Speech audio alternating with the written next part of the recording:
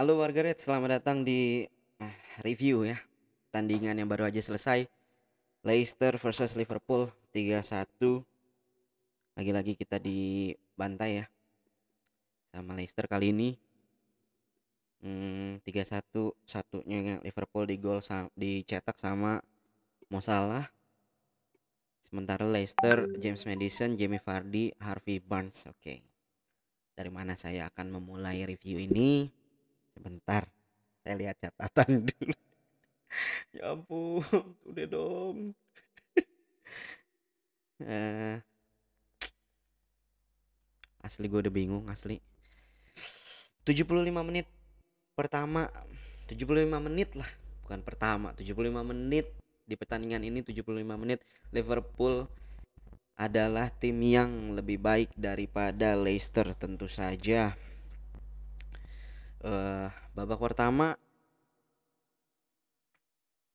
nggak ada gol, tapi memang eh, promising gitu, looks promising, sangat-sangat terlihat menjanjikan.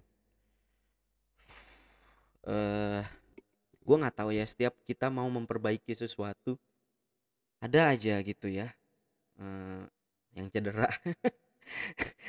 Gue nggak tahu deh, pokoknya nanti kali ya gue ngomongin Thiago nanti deh.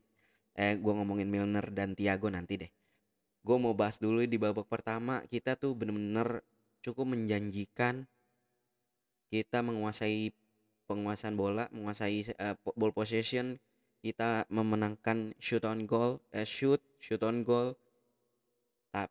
Walaupun chance terbaik itu datangnya dari Jamie Vardy yang kata dia kena tiang. Tapi kita cukup menjanjikan kalau menurut gua, dan harusnya tinggal nunggu waktu aja hingga gol datang gitu ya. Di babak pertama juga ada beberapa penyelamatan penting yang dilakukan sama Alisson, yang mana gue langsung tulis di Instagramnya Red Sales TV, di Instagramnya Red Sales ya, @redsale. Kalian kalau belum follow silahkan di follow. Gue bilang sangat-sangat apa ya, Alisson melakukan berapa save penting, senang lihat doi cepet pulih mentalnya, itu yang tadi gue tulis.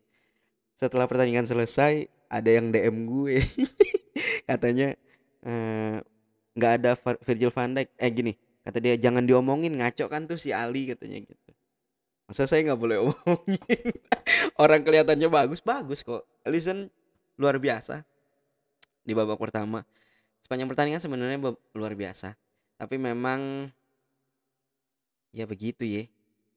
Terus kemudian masuk ke babak kedua, gol datang dong dari Mohamed Salah. Itu aduh, itu proses jadi golnya itu luar biasa banget. Gue demen banget, gila, gue meleleh itu asli. Pertama dari area kiri gue sebenarnya udah pede tuh, wah nih gol nih. Ya kan, dari areanya si Mane sama eh eh, siapa, gue tahu lupa ya. Robertson gitu ya. Ini dia nih. Terus nggak bisa, terus pindah ke kanan. Kanan tuh udah dikuasain sama Trent Alexander-Arnold. Trent Alexander sebenarnya di babak pertama banyak melakukan kesalahan, tapi ketika momennya datang, gue tuh tahu gol itu akan datang sekitar beberapa detik sebelumnya gitu. Prosesnya kelihatan banget gitu.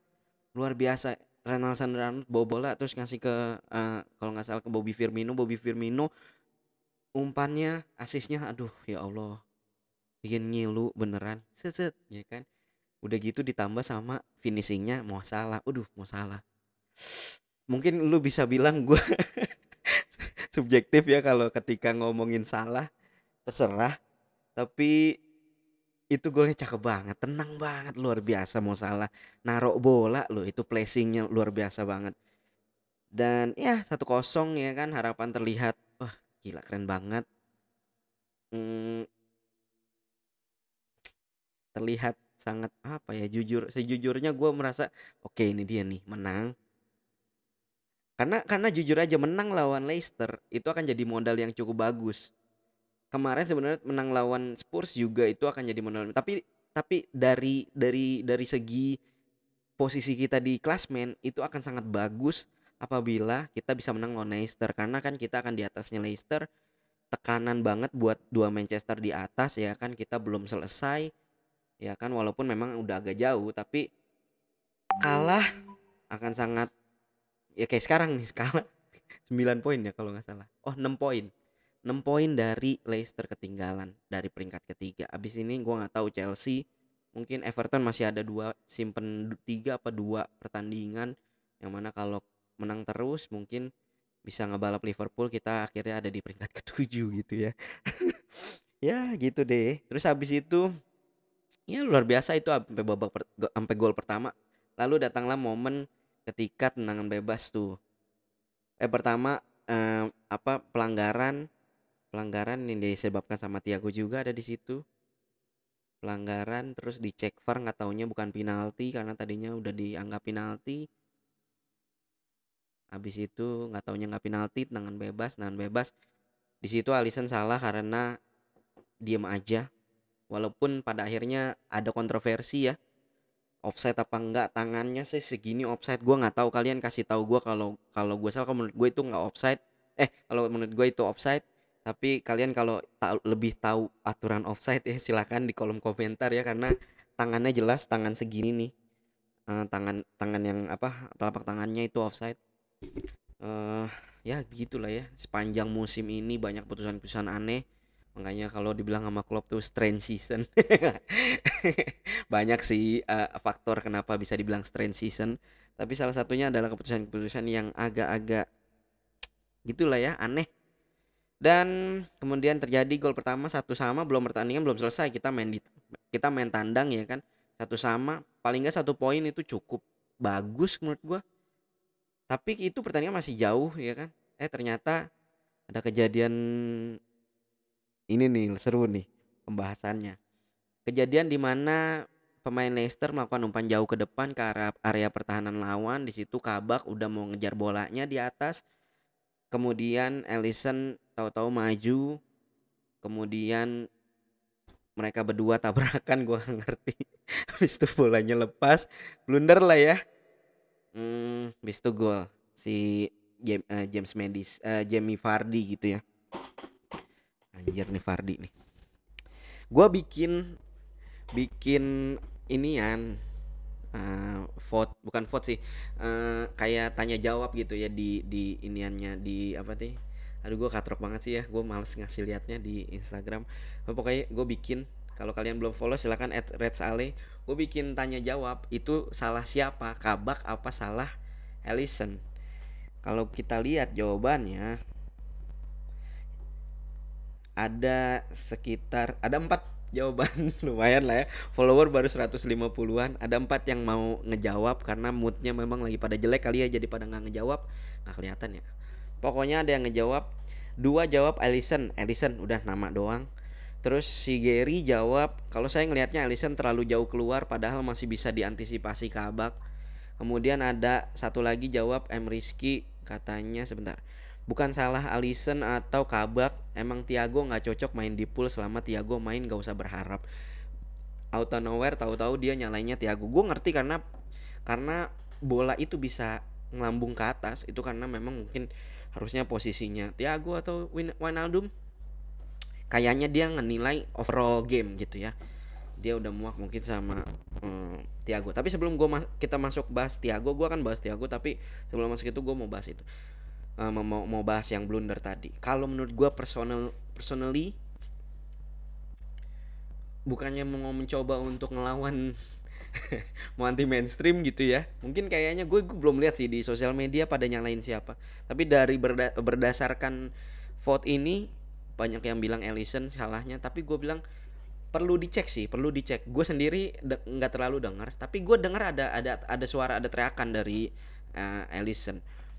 Klopp setelah pertandingan gue dengar katanya mengkonfirmasi si Kabak itu nggak dengar teriakannya Alisson. Artinya nggak dengar, berarti siapa namanya, siapa sih Alisson itu mungkin aja melakukan teriakan, tapi memang si Kabak terlalu fokus. Gue nggak tahu cerita gimana. Tapi kalau misalnya Alisson teriak, itu bukan salah Alisson, itu salah Kabak. Harusnya Kabak dengar dan dia menghindar, udah lepas aja, biarin, serahin ke kiper yang posisi untuk clearance-nya lebih baik gitu kan, daripada apa namanya, Kabak. Kabak karena kan harus nahan bola, terus ada strikernya Leicester juga, yang mana itu udah terjadi belakangan ini, dan back-back kita banyak melakukan kesalahan ketika melakukan hal itu, makanya Alisson ambil inisiatif. Karena itu udah sering terjadi, waktu itu sama Reece Williams terjadi.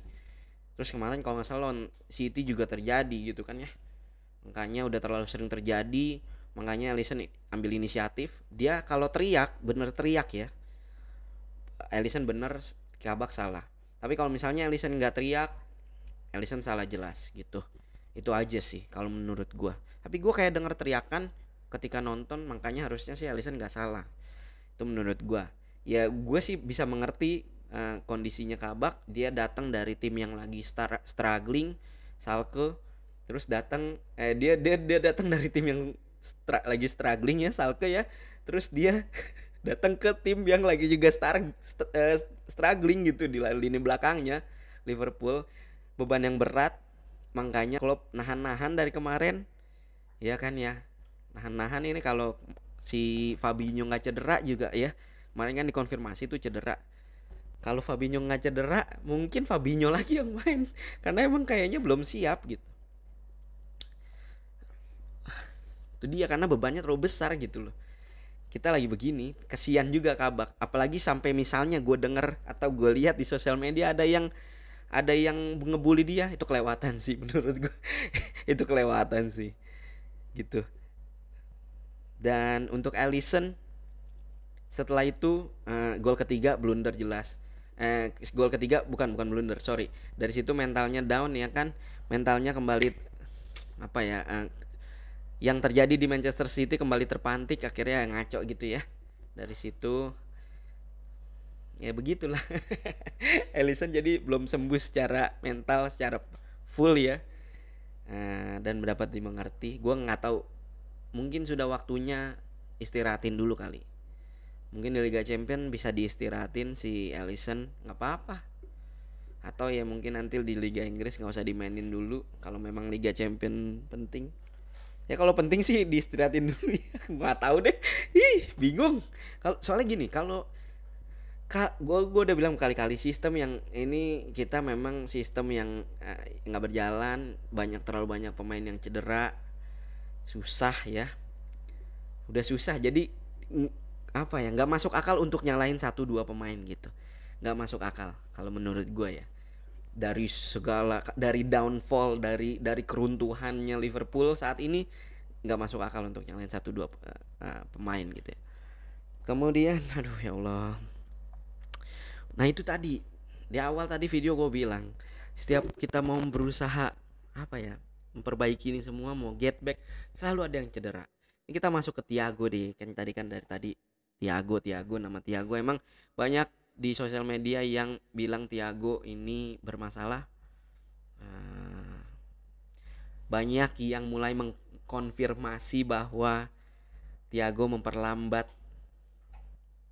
Kayak gini loh, kayak tuh kan apa gua bilang, Thiago tuh memperlambat Liverpool gitu. Aduh gimana ya. Nih ya, gua kasih statistik nih ya. Gua dapat statistik dari Anfield Watch kalau nggak salah di Instagram. Di 9 match di mana Thiago main 60 menit plus, Liverpool win rate-nya, rasio kemenangannya hanya 22%. Dan kalau para pengkritik itu ngelihat statistik ini akan sangat memvalidasi tudingan-tudingan mereka gitu ya. Memvalidasi bahwa memang Thiago memperlambat Liverpool dan malah tambahin masalah Liverpool gitu.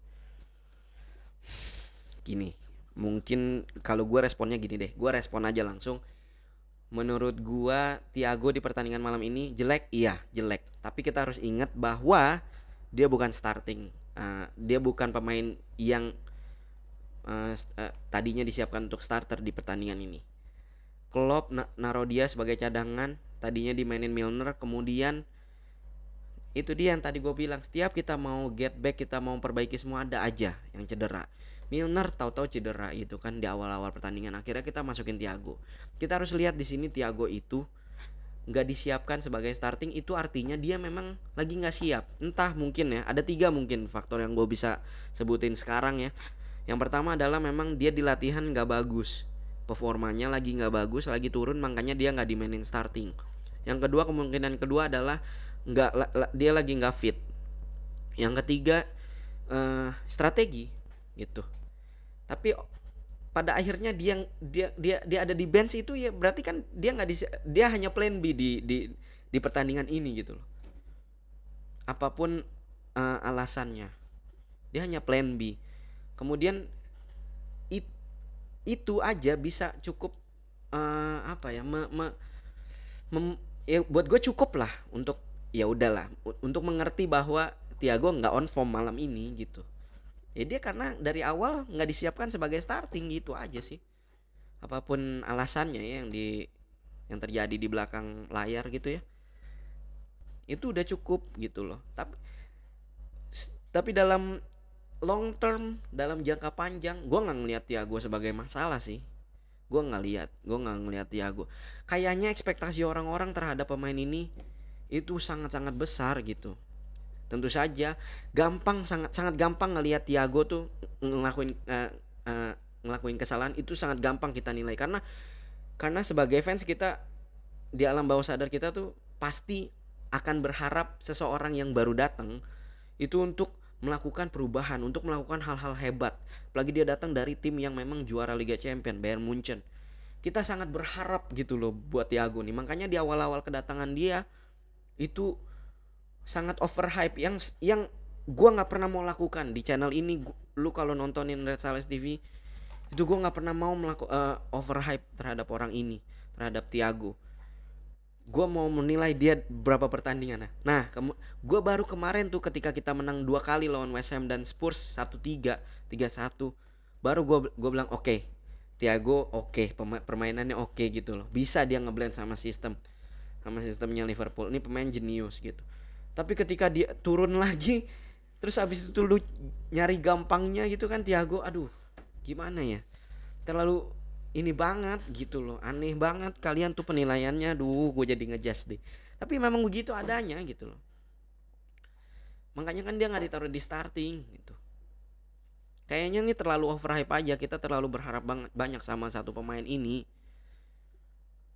Makanya kita merhatiin banget, makanya gampang ngelihat kesalahan dia, karena kita terlalu merhatiin dia, kita terlalu banyak berharap. Oke, Thiago megang bola nih, dia akan melakukan apa nih? Gitu loh. Itu sih yang gue lihat dari Thiago ya. Kalau untuk pertandingan malam ini dia jelek, iya jelek, lagi nggak on form, itu aja sih.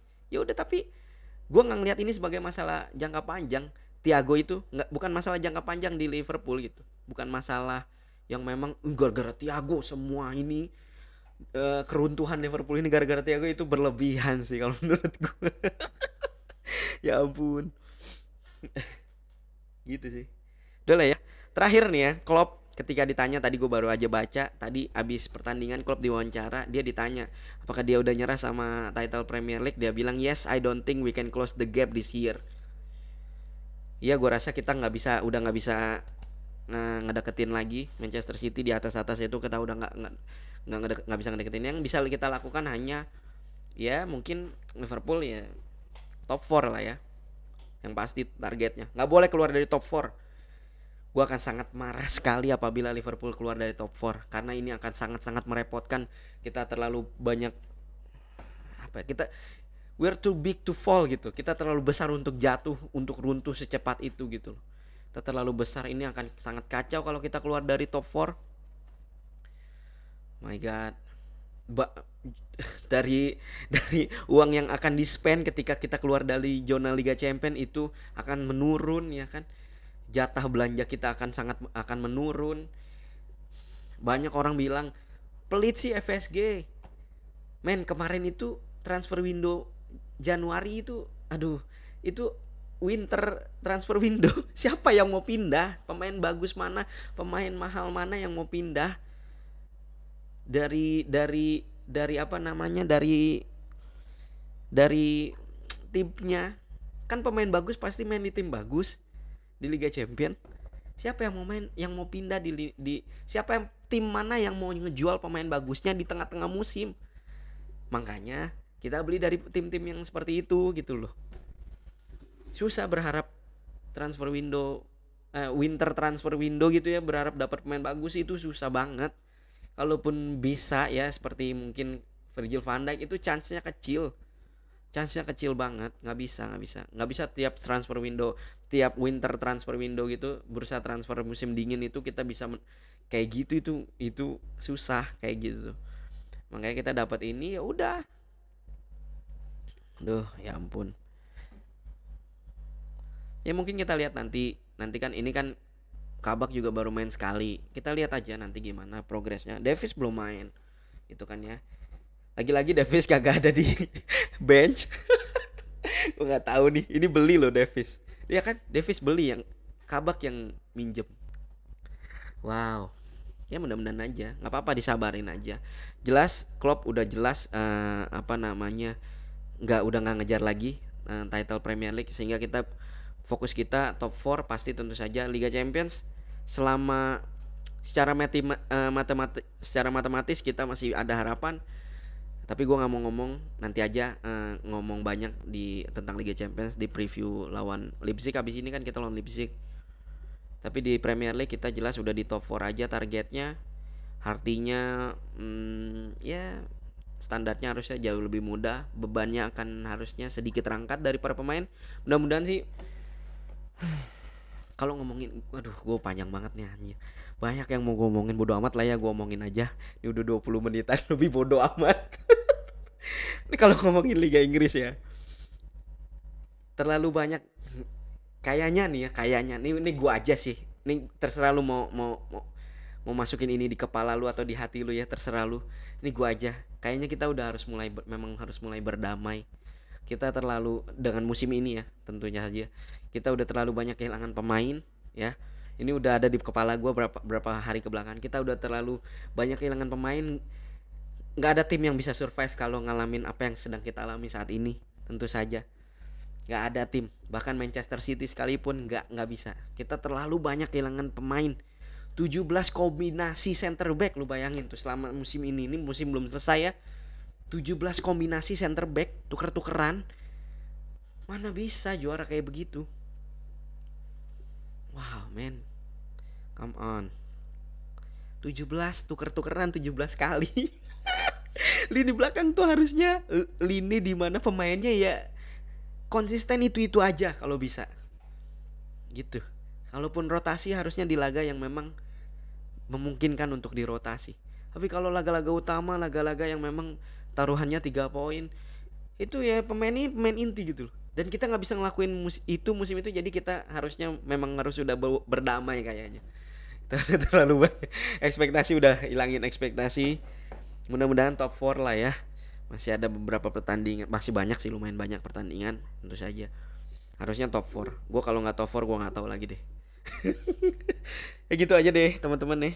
Udah 23 menit. Terima kasih untuk teman-teman yang udah misalnya nonton sampai selesai nih. Wah, terima kasih banyak ngedengerin bacotan gua, ren gua. Silakan kalau ada yang mau dibantah silakan. Kita berdebat dah di kolom komentar. Silakan. Kalau ada yang nggak disetuju dari omongan gua, dari bacotan gua, silakan.